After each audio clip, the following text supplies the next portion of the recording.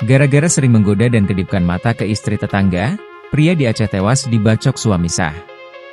Warga Kampung Remesen Kecamatan Silinara Kabupaten Aceh Tengah, Sabtu, 16 November 2024, sekitar pukul 8.30 WIB pagi digegerkan dengan kabar pembacokan yang melibatkan dua warga di desa tersebut.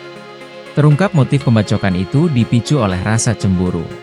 Korban mengalami luka parah di leher, nyawanya tidak tertolong, ungkap Wildan 28 tahun petani yang tinggal di sekitar lokasi kejadian.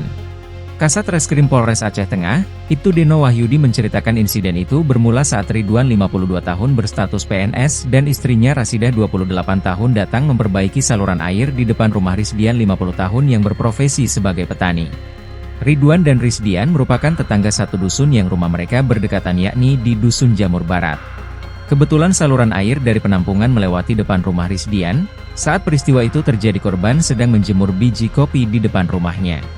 Tiba-tiba, Rasidah yang merupakan istri dari pelaku datang menghampiri Risdian sambil menegur. "Kenapa kamu mengedipkan mata kepada saya?" tanya Rasidah.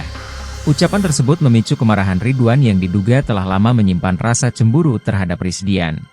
Tanpa pikir panjang, Ridwan lalu mendekati Risdian sambil membawa sebilah parang dan langsung menyerang korban secara brutal. Pelaku membacok korban secara membabi buta hingga jatuh ke tanah. Korban meninggal dunia di tempat kejadian, ujar Ibtu Deno. Pihak kepolisian yang menerima laporan dari masyarakat langsung mengamankan pelaku yang masih berada di sekitar lokasi kejadian. Sementara itu jenazah korban sudah dievakuasi ke RSU Datu Beru Takengon untuk dilakukan visum.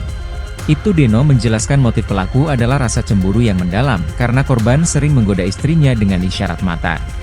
Pelaku sudah kita amankan di Polres Aceh Tengah untuk proses hukum lebih lanjut, tutupnya. Download Tribun X sekarang, menghadirkan lokal menjadi Indonesia.